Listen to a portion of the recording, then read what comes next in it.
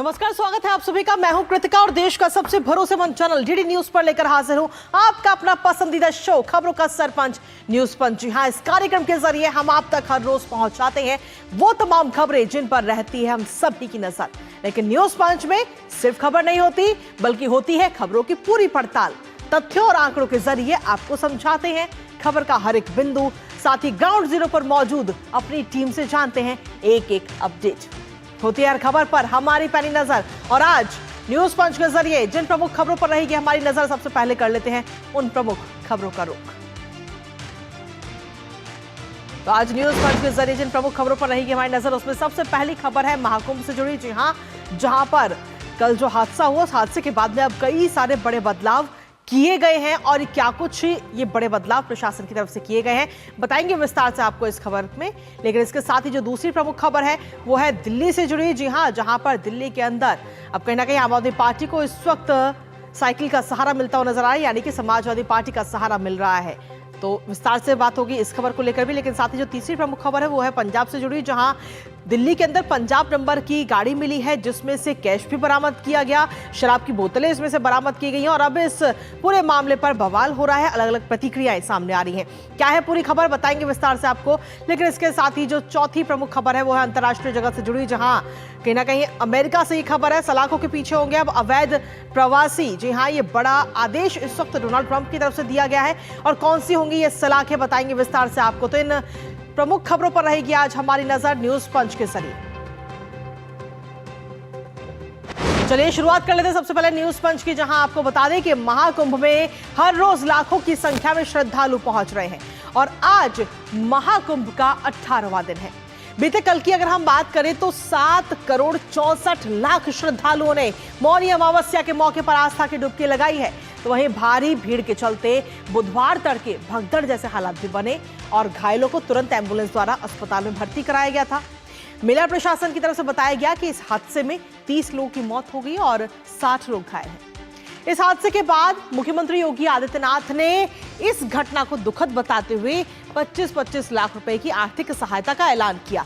तो वहीं हादसे की न्यायिक जांच के आदेश भी दे दिए गए। इसके अलावा मुख्यमंत्री योगी आदित्यनाथ ने सीधे तौर पर निर्देश दिए हैं कि आगामी 3 फरवरी को बसंत पंचमी के अवसर पर अमृत स्नान होना है, और ऐसे में मुख्य सचिव और पुलिस महानिदेशक आज मेला क्षेत्र की व्यवस्थाओं की समीक्षा करें और सुरक्षा सुविधा से जुड़े हर एक बिंदु पर ध्यान केंद्रित करें। फिलहाल अब किस तरह से महाकुंभ में है इंतजाम, क्या रूट तैयार किया गया है, क्या बदलाव हुए हैं, जानेंगे अपने संवाददाता से। लेकिन उससे पहले एक नजर डालते हैं इस वक्त सबसे पहले ग्राफिक्स पर। तो हादसे की न्यायिक जांच के ये आदेश इस वक्त दिए गए हैं, जहां आपको बता दें कि संगम तट पर भगदड़ मची थी बुधवार के तड़के सुबह, और इसमें 30 लोगों की मौत हो गई थी। न्यायिक जांच के लिए 3 सदस्यीय कमेटी का गठन किया गया है, और इस हादसे की जो कि अब पूरी जांच की जाएगी। साथ ही आपको बता दें कि 1 महीने के अंदर इस पूरे हादसे की जो रिपोर्ट है, न्यायिक जांच की रिपोर्ट, वो सौंपनी होगी। 1 महीने का वक्त दिया गया है। इसके साथ ही अगर हम देखें तो हादसे की तह में जाएंगे योगी आदित्यनाथ कि आखिर ये जो हादसा हुआ है जिसमें 30 लोगों की मौत हो गई है, इस हादसे के पीछे पूरी वजह क्या है, इस बात की अब जानकारी ली जाएगी। श्रद्धालुओं के लिए हेल्पलाइन नंबर भी इस वक्त जारी कर दिया गया है। जो श्रद्धालु वहां पर पहुंचे हुए हैं लाखों करोड़ की संख्या में, अगर उन्हें किसी प्रकार की समस्या होती है तो उनके लिए हेल्पलाइन नंबर जारी किया गया है। इसके साथ ही मृतकों के परिजनों को आर्थिक सहायता देने का भी ऐलान इस वक्त योगी सरकार की तरफ से किया गया है।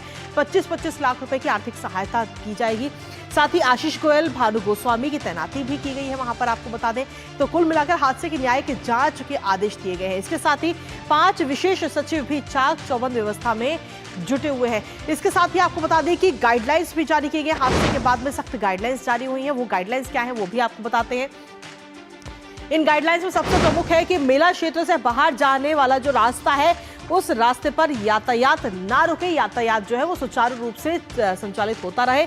रेलवे स्टेशनों पर ज्यादा भीड़ इकट्ठी ना हो, इसके लिए खास तौर पर गाइडलाइंस जारी की गई हैं। साथ ही ज्यादा से ज्यादा बस और ट्रेनें चलाई जाए, जिसके बाद में अब देखिए तो रेल मंत्रालय की तरफ से भी कई सारी ट्रेनें चलाने की व्यवस्था की गई है। हर रास्ते पर पेट्रोलिंग बढ़ाई जाएगी पुलिस के द्वारा। हर रास्ते जो कुंभ क्षेत्र के जो तमाम रास्ते हैं वहां पर पेट्रोलिंग बढ़ाने की बात कही गई है इस गाइडलाइंस के जरिए। इसके अलावा होल्डिंग एरिया में भोजन पानी का पर्याप्त प्रबंध किया जाए। जो श्रद्धालु वहां पर पहुंच रहे हैं उन्हें भोजन पानी से जुड़ी किसी भी प्रकार की परेशानी ना हो। अगर जाम की स्थिति भी बिल्कुल वहां पर ना बने और जो यातायात है वो सुचारू रूप से संचालित वहां पर होता रहे, यानी कि एक जगह पर ना रुके, क्योंकि अगर एक जगह रुका तो जाम की स्थिति होगी। इसके साथ ही होल्डिंग एरिया जो है वहां पर बिजली ना जाए, बिजली का पूरा प्रबंध करने की बात इस गाइडलाइंस के जरिए की गई है। इसके अलावा अगर हम देखें तो बसंत पंचमी, क्योंकि बसंत पंचमी के दिन है अमृत स्नान, और बसंत पंचमी के लिए इंतजामों की समीक्षा भी अब की जाएगी कि किसी भी प्रकार की कोई परेशानी ना हो। मुख्य सचिव और पुलिस महानिदेशक इसकी समीक्षा करते हुए नजर आएंगे। तो हादसे के बाद में सख्त गाइडलाइंस इस वक्त जारी की गई है। इसके अलावा अगर हम देखें तो सुरक्षा सुविधा से जुड़े हुए हर बिंदु पर फोकस इस वक्त योगी सरकार करती हुई नजर आ रही है। सीधे तौर पर प्रशासन के लिए ये गाइडलाइंस जारी की गई है। अयोध्या, वाराणसी और चित्रकूट प्रशासन भी सतर्क मोड में रहे, ये भी इस गाइडलाइंस में अंकित किया गया। इसके साथ ही क्या कुछ 5 बड़े बदलाव इस हादसे के बाद किए गए हैं, एक बार उस पर भी नजर डालते हैं। जहां आपको बता दें कि सुरक्षा के नए 5 तंत्र, यानी कि ये 5 अहम बदलाव किए गए हैं, जिसमें पहले बदलाव को अगर हम देखें तो मेला क्षेत्र पूरी तरह से नो व्हीकल जोन घोषित कर दिया गया, यानी कि जो पूरा महाकुंभ का जो पूरा क्षेत्र है वहां पर कोई भी व्हीकल नहीं जा सकता। इसके साथ ही वीवीआईपी पास रद्द किए गए हैं। जो भी वीवीआईपी पास पहले से बनाए गए थे उन सभी पासेस को इस वक्त रद्द कर दिया गया है। तीसरा जो बदलाव हुआ है वो है कि रास्ते अब वन वे किए गए, यानी कि जिस रास्ते से कोई जो भी रास्ते वहां पे वन वे होगा, या तो वाहन जाएंगे या फिर वाहन आएंगे, एक ही चीज होगी वहां पे। इसके अलावा जो चौथा बदलाव है वो है कि पास के जिलों से वाहनों की नो एंट्री कर दी गई है। जो प्रयागराज के आसपास के जो जिले हैं वहां से कोई भी वाहन नहीं आ सकता। और 5वां बदलाव, 4 फरवरी तक 4 पहिया वाहनों की एंट्री पर सीधे तौर पर यह रोक लगा दी गई है, क्योंकि 3 तारीख को अमृत स्नान, और अमृत स्नान को लेकर के ये तमाम जो 5 बड़े बदलाव हैं वो इस वक्त किए गए हैं। इसके साथ ही सीधा रुख कर लेते हैं, इस वक्त हमारे साथ हमारे सहयोगी अश्वनी जुड़ रहे हैं प्रयागराज से, जो लगातार वहां पर मौजूद है महाकुंभ क्षेत्र में और एक अपडेट हम तक लगातार पहुंचा रहे हैं। अश्वनी, आपसे जानना चाहेंगे, जिस तरीके से बीते कल जो सुबह सुबह हादसा हुआ, उस हादसे के बाद में अगर हम देखें तो कई सारे बदलाव किए गए, और खास तौर पर जो अब अगला अमृत स्नान है, यानी कि 3 फरवरी को बसंत पंचमी के मौके पर जो अमृत स्नान है उसको ध्यान में रखते हुए ये बड़े बदलाव किए गए हैं। निश्चित तौर से 5 बड़े बदलाव किए गए। उसके अलावा पूरे भीड़ को नियंत्रित करने के लिए एक बहुत बड़ा यहाँ पर प्रयास किया गया था। पहले से ही सारी व्यवस्थाएं की गई थी, लेकिन स्थिति ये हुई कृतिका कि जब मौनी अमावस्या से ठीक एक दिन पहले तकरीबन 4.5 करोड़, करीब 4 करोड़ के लोग संगम क्षेत्र में थे, उन्होंने स्नान किया। लोग रुके रह गए जो संगम स्नान नहीं कर पाए थे संगम नोज पर, उनकी ये इच्छा थी कि हम जाके संगम नोज पर स्नान करें। वो कंजेशन वहाँ पे बढ़ता गया। रात लगभग 12 से 2 बजे के बीच में वहाँ पर लाखों की संख्या में लोग थे, और वो प्रशासन ने उनसे कह रहा था कि आप स्नान करके यहाँ से जाइए, लेकिन वो कह रहे थे कि अभी 12 बजे के बाद जब अमावस्या शुरू होगा उसके बाद स्नान करेंगे। कुछ लोगों ने कहा जब 4 बजे अखाड़ों का स्नान शुरू होगा उसके बाद शुरू करेंगे। ये सब स्थितियां बनी। इन सब से सीख लेते हुए प्रशासन ने पूरे मेला क्षेत्र को, सबसे पहले तो अभी भी यहाँ पर करोड़ों लोग मेला क्षेत्र में हैं, उनको यहाँ से सुरक्षित उनके गंतव्य तक ले जाने के लिए व्यवस्थाएं की गई हैं। सबसे बड़े अहम रोल इसमें निभाया जा रहा है भारतीय रेल द्वारा। रेल मंत्री अश्विनी वैष्णव ने खुद वॉर रूम में जाकर स्थितियों का निरीक्षण किया है। 200 से अधिक ट्रेनों का संचालन यहां से किया जा रहा है। लंबी दूरी से आने वाली प्रयागराज की ट्रेनों को, काफी ट्रेनों को रद्द कर दिया गया है। छोटी छोटी दूरी के यहां से लोगों को निकालने के लिए ट्रेनों की संख्या बहुत ज्यादा बढ़ाई गई है। अभी सबसे ज्यादा कोशिश ये है कि यहां से लोगों को जो स्नान कर चुके हैं वो आसपास के जिलों में, चाहे वो सुल्तानपुर हो, प्रतापगढ़ हो, कानपुर हो, वाराणसी हो, कड़ेमानिकपुर हो, रीवा हो, आसपास के क्षेत्रों में कम से कम लोग जाएं, और उसके बाद वहां से वो अपने हिसाब से जाने की व्यवस्था कर सकते हैं। सबसे बड़ा इसमें अहम रोल हो जाता है भीड़ नियंत्रण का। भीड़ नियंत्रण करने के लिए ड्रोन का इस्तेमाल किया जा रहा है। पूरे इलाके में अब सभी मेला क्षेत्र के गहन सघन श्रद्धालु के डेंसिटी वाले इलाके में ड्रोन चलाए जा रहे हैं, और लोगों को डाइवर्ट किया जा रहा है। मेला क्षेत्र में ही लोगों को डाइवर्ट करके संगम क्षेत्र पर स्नान करने के अलावा सबको ये सलाह दी जा रही है कि पूरा का पूरा क्षेत्र संगम क्षेत्र है। गंगा, यमुना, त्रिवेणी जहां पर है ये पूरा क्षेत्र है, जहां भी आप स्नान करें वहां से अपने गंतव्य के लिए प्रस्थान करें। और सबसे बड़ी बात ये है कि मैं आपको दृश्य दिखाऊंगा कि लोगों के आने का सिलसिला जो ये 13 जनवरी से शुरू हुआ है, पौष पूर्णिमा से, ये अनवरत जारी है। करोड़ों की संख्या में लोग पहुंच रहे हैं। करोड़ों की संख्या में आप समझिए कि मौनी अमावस्या से एक दिन पहले 4 करोड़, मौनी अमावस्या के दिन लगभग 7 करोड़, 7.5 करोड़, 8 करोड़ के आसपास लोग स्नान कर रहे हैं। बिल्कुल। तो अगर शहर में 8 करोड़ की आबादी मौजूद रहती है तो सबसे बड़ी चुनौती ये हो जाती है कि वो किस तरीके से सुव्यवस्थित तरीके से वहां जाए। और सबसे बड़ी तारीफ ये करनी पड़ेगी लोगों का अनुशासित व्यवहार का, कि लोग आते हैं, अनेक कोई भी जो मेला क्षेत्र में आ रहा है, मैं आपको ऑन रिकॉर्ड कह सकता हूं कि वो मिनिमम 5 किलोमीटर से कम दूरी तय करने के बाद स्नान नहीं कर रहा है। लोगों को यानी कुल मिलाकर अगर हम देखें तो कई सारे बड़े बदलाव भी किए गए हैं और इस समय अगर हम देखें प्रशासन के सामने अश्वनी बड़े जिले हैं जी, सबसे बड़ी चुनौती इस वक्त यही है कि आखिर इतनी सारी जो भीड़, करोड़ों की संख्या में जो श्रद्धालु पहुंच रहे हैं, उनको मैनेज कैसे किया जाए। हालांकि इसको ध्यान में रखते हुए कई सारे बड़े बदलाव भी किए गए। फिलहाल बहुत बहुत शुक्रिया अश्विनी, तमाम जानकारी और अपडेट्स हमारे साथ साझा करने के लिए। इसी के साथ अगली खबर का रुख कर लेते हैं, जहां अगली खबर है सबको दिल्ली से जुड़ी हुई, क्योंकि दिल्ली में चुनाव प्रचार का अब अंतिम दौर चल रहा है। 5 फरवरी को मतदान होना है और 3 फरवरी की शाम को चुनाव प्रचार का जो शोर है वो थम जाएगा। और ऐसे में आज का दिन मिलाकर राजनीतिक दलों के पास केवल 5 दिन है प्रचार के लिए, और राजनीतिक दल कोई कोर कसर नहीं छोड़ना चाहते जनता को लुभाने के लिए। और ऐसे में पार्टियों ने जनता को लुभाने के लिए अपने अपने मैनिफेस्टो भी यानी कि घोषणा पत्र भी जारी कर चुके हैं। तो वहीं चुनाव प्रचार में अब पार्टियों को उनके साथियों का भी सहारा मिल रहा है, उनके साथियों का साथ मिल रहा है। जी हां, आज आम आदमी पार्टी के पक्ष में समाजवादी पार्टी के मुखिया अखिलेश यादव चुनाव प्रचार करते नजर आएंगे। हालांकि इससे पहले ममता बनर्जी भी दिल्ली चुनाव में आम आदमी पार्टी का समर्थन कर चुकी हैं। और इन सब के बीच सवाल यह है कि लोकसभा चुनाव के दौरान एक साथ नजर आने वाले राजनीतिक दल आज क्यों अलग हैं? क्योंकि इंडी गठबंधन से आम आदमी party, Samajwadi party, TMC, Congress ये सब एक साथ थी। पर आज की अगर हम बात करें तो दिल्ली विधानसभा चुनाव के दौरान आखिर क्यों सपा, टीएमसी ने कांग्रेस का साथ छोड़ दिया?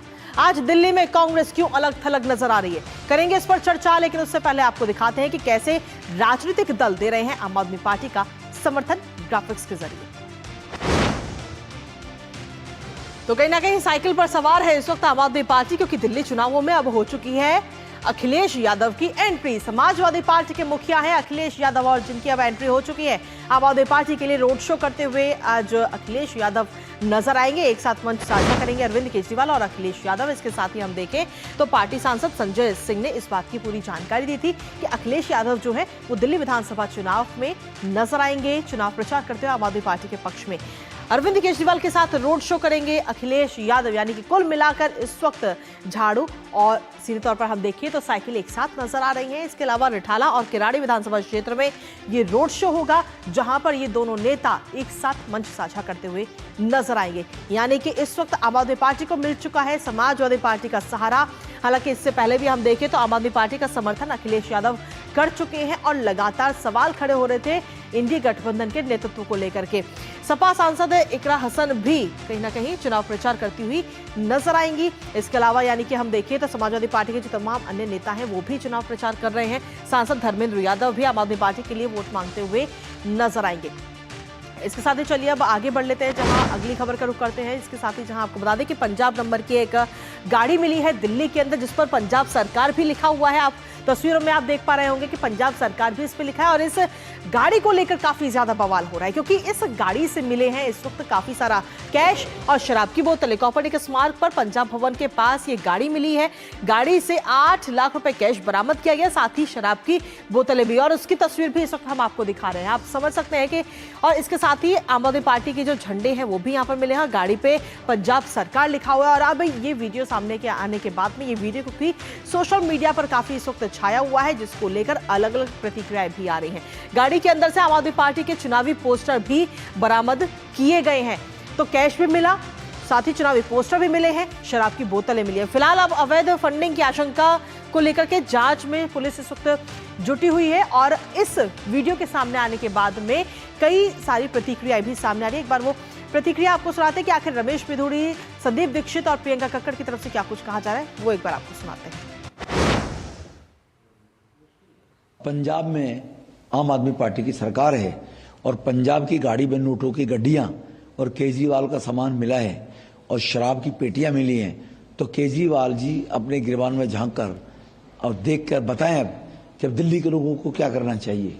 20-25 दिन पहले एलजी साहब को चिट्ठी भी लिखी थी कि पंजाब की गाड़ियां, पंजाब पुलिस की गाड़ियां, पंजाब की गाड़ियां बहुत पैसा लेकर दिल्ली आ रही हैं। तो ये बात आज एक तरीके से प्रूव हो गई। मुझे तो ये लगता है कि अगर ये इस तरीके का एविडेंस बाहर मिला है कि पंजाब की गाड़ियां में शराब की बोतलें और पैसा मिला है, कई जगहों पे शराब की बोतलें बांटते हुए आम आदमी के लोग पकड़े गए हैं, तो पुलिस को सीधे सीधे पूरे पंजाब भवन में रेड करनी चाहिए और देखना चाहिए कि उनके कमरों में क्या क्या छुपा हुआ है। देखिए, बहुत ही हास्यास्पद आरोप है ये। पंजाब गवर्नमेंट ने भी अभी इशू कर दिया है कि इस नंबर की कोई भी कार पंजाब सरकार के पास ना कभी थी और ना है। इस कार की एंट्री कभी भी पंजाब भवन के अंदर नहीं पाई गई। जो रजिस्ट्रेशन नंबर दिख रहा है उसमें अगर आप ऑनलाइन चेक करेंगे, हमने चेक करवाया, तो वो रजिस्ट्रेशन एक फोर्ड इको स्पोर्ट का है, जबकि ये एक क्रेटा के ऊपर लगा हुआ है।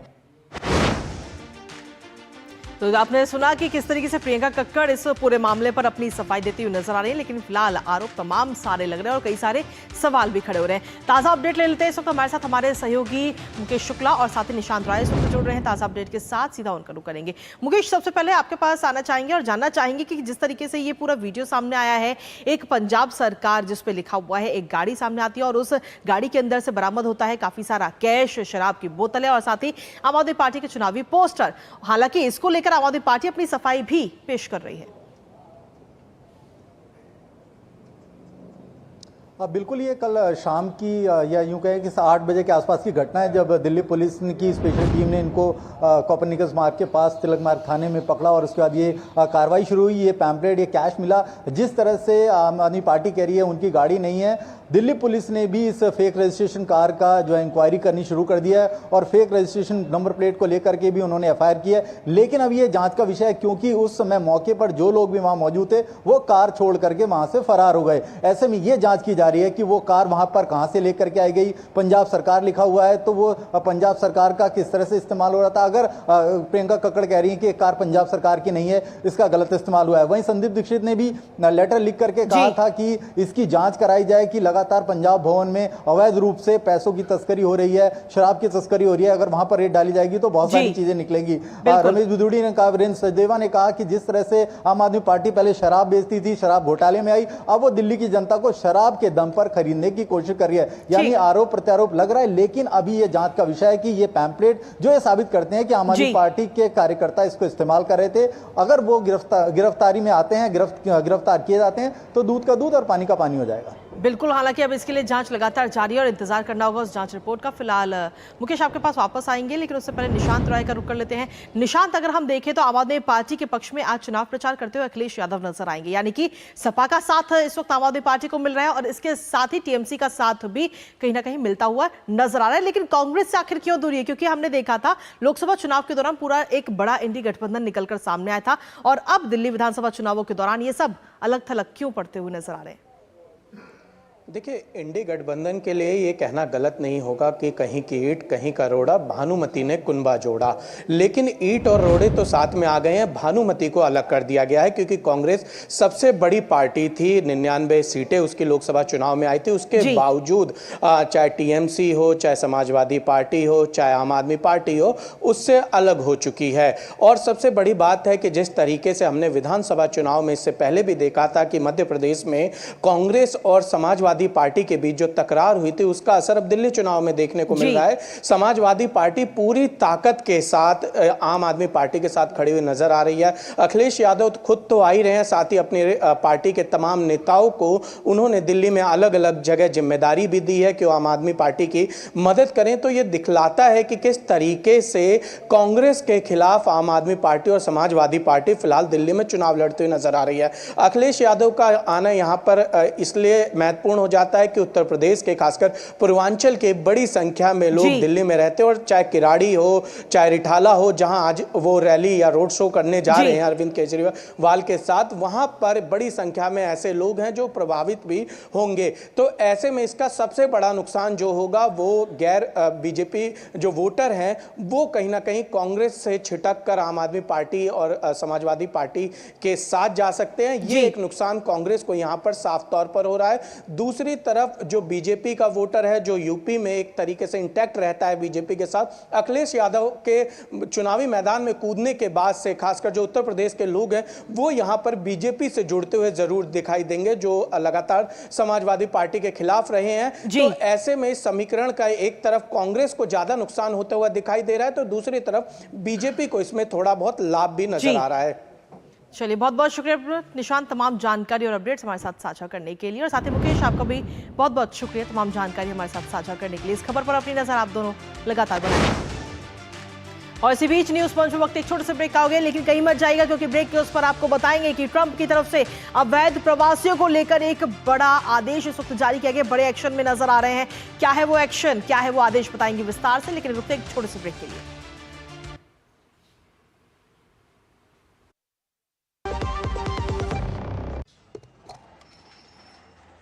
इतनी मेहनत के बाद भी हम गरीबों को पता नहीं अच्छा खाना कब नसीब होगा। जल्दी, और सिर्फ अच्छा ही नहीं, पूरी थाली भी मिलेगी। मजाक मत कर, हमें कौन देगा? भाजपा देगी, दिल्ली में उनकी सरकार बनते ही। और सोच कितने में मिलेगी? 50 रुपए की। केवल 5 रुपए की। उन्होंने बोला है तो पक्का देंगे। और क्या, मोदी की गारंटी है। विकसित दिल्ली, मोदी की गारंटी।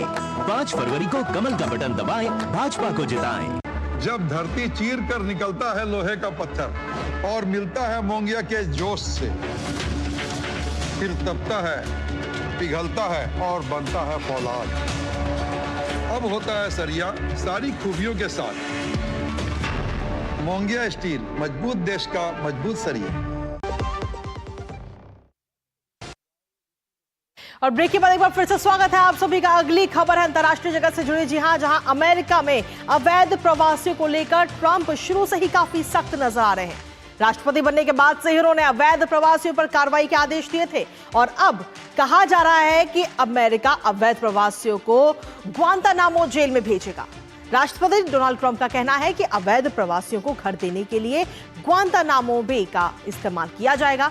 दरअसल आपको याद होगा कि इससे पहले इस जेल का इस्तेमाल 9/11 हमलों के बाद आतंकवादी संदिग्धों को रखने के लिए किया गया था और इस जेल की स्थापना साल 1903 में की गई थी। और लोग इस जेल को दुनिया का नर्क कहते हैं क्योंकि इस जेल में शारीरिक यातनाओं के साथ साथ मानसिक यातनाएं भी दी जाती हैं। डोनाल्ड ट्रंप का कहना है कि इस जगह से बाहर निकालना बेहद मुश्किल है और इसके लिए ट्रंप ने पेंटागन और होमलैंड सुरक्षा विभाग को ग्वांतानामो बे में 30,000 प्रवासियों के लिए एक प्रवासी सुविधा तैयार करने का भी आदेश दे दिया है।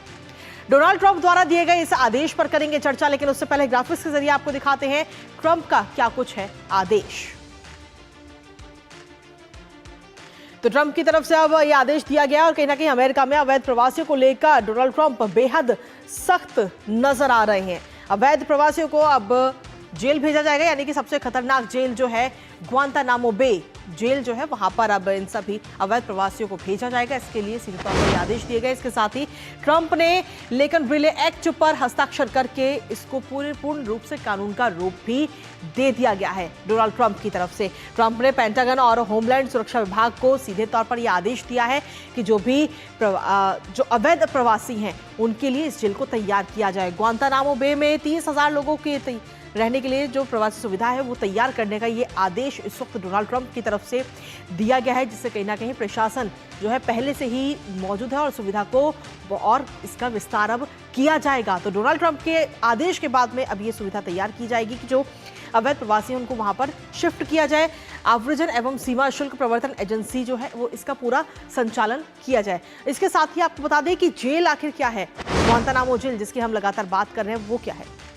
अमेरिकी सैन्य अड्डा है ग्वांतानामो बे जेल और जिसकी हम तस्वीर भी इस वक्त आपको दिखा रहे हैं। लेकिन खतरनाक ग्वांतानामो बे जेल है जिसको पूरी दुनिया का जो है वो नर्क भी कहती है। संदिग्ध आतंकियों को यहाँ पर रखा जाता है और यहाँ पर उनको यातनाएं दी जाती हैं, मानसिक और शारीरिक दोनों यातनाएं दी जाती हैं। बाइडेन प्रशासन ने हालांकि इसका जो परिचालन है वो बंद कर दिया था और अब इस जेल को लेकर ये आदेश आया है डोनाल्ड ट्रंप की तरफ से। खबरों के मुताबिक हम देखें तो अब कहीं ना कहीं अभी भी इस वक्त 15 बंदी इस जेल के अंदर कैद हैं, सलाखों के पीछे है। अमेरिकी सैन्य अड्डा है फिलहाल ग्वांतानामो बे जेल।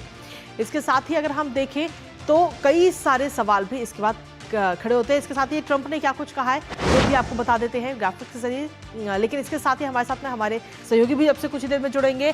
ट्रंप के फैसले का जो है वो विरोध भी देखने को मिल रहा है। क्यूबा के राष्ट्रपति ने ट्रंप की इस योजना की सीधे तौर पर निंदा की है, योजना को क्रूरतापूर्ण कृत्य करार दिया है और जो ट्रंप की तरफ से जो फैसला आया है इसको लेकर अलग अलग प्रतिक्रियाएं सामने आ रही हैं। योजना को क्रूरतापूर्ण कृत्य बताया गया है जो ट्रंप की तरफ से जो आदेश दिया गया है। इसके अलावा हम देखें तो कई सारी और भी प्रतिक्रियाएं सामने आ रही हैं। हमारे साथ में हमारे सहयोगी शुभेंदु घोष इस वक्त जुड़ रहे हैं, सीधा उनका रुख करेंगे। शुभेंदु, सीधे तौर पर जो अवैध प्रवासी हैं उनको लेकर सख्त रवैया अपनाते हुए डोनाल्ड ट्रंप लगातार नजर आ रहे हैं जब से उन्होंने शपथ ली है। और अब एक जो बड़ा आदेश है वो इस वक्त चर्चाओं में बना हुआ है कि जो भी अवैध प्रवासी हैं उनको अब ग्वांतानामो बे जेल में भेजा जाएगा। बिल्कुल कृतिका, एक बड़ी खबर जो अमेरिका से आ रही है यही है कि जो अवैध प्रवासी हैं, जो इलीगल इमिग्रेंट्स हैं, उनमें भी जो सबसे ज़्यादा जिनका क्रिमिनल रिकॉर्ड होगा, डोनाल्ड ट्रंप की भाषा में जो वर्स्ट क्रिमिनल रिकॉर्ड वाले जो अवैध प्रवासी हैं उनको ग्वांटानामो बे में भेजा जाएगा। जैसे कि आपने दर्शकों को बताया, ये जो जेल है ये अक्सर जो खूंखार आतंकवादी हैं, क्रिमिनल्स हैं, उनको रखने के लिए बनाया जाता है। और जो इमिग्रेंट्स हैं उन पर जो क्रैकडाउन है उसको लेकर डोनाल्ड ट्रंप का जो सबसे पहला लेजिस्लेशन है, जो उनके दूसरी टर्म का सबसे पहला जो लॉ है जो उन्होंने पास किया है वो लेकिन रायली एक्ट है। इससे जो पावर्स हैं लॉ इन्फोर्समेंट एजेंसीज की उसको बढ़ाया गया है। जिन कारणों की वजह से किसी इलीगल इमिग्रेंट को अरेस्ट किया जा सकता है उसका दायरा भी बढ़ाया गया है। तो एक बड़ा क्रैकडाउन है अवैध प्रवासियों के ऊपर। करीब पिछले कुछ दिनों से जब से ट्रंप एडमिनिस्ट्रेशन पावर में आई है 20 जनवरी से जो एवरेज रहा है दिन का 1000 से 1200 अवैध प्रवासी पकड़े जा रहे हैं अमेरिका में। 2024 में देखें तो ये नंबर करीब 300 पे था, तो करीब 4 गुना ज्यादा जो है जो अवैध प्रवासी हैं, इलीगल इमिग्रेंट्स हैं, उनको डिटेन किया जा रहा है अमेरिकन एडमिनिस्ट्रेशन द्वारा। और ग्वांटानामो जो बे है उसका जो रेफरेंस आता है तो उससे जो ह्यूमन राइट्स के भी जो एस्पेक्ट्स होते हैं उसके कारण काफी जो ऑपोजिशन हम देख पा रहे हैं लैटिन अमेरिका के जो लीडर्स हैं उनकी तरफ से। कृतिका जी चलिए, बहुत बहुत शुक्रिया तमाम जानकारी और अपडेट्स हमारे साथ साझा करने के लिए शुभेंदु घोष।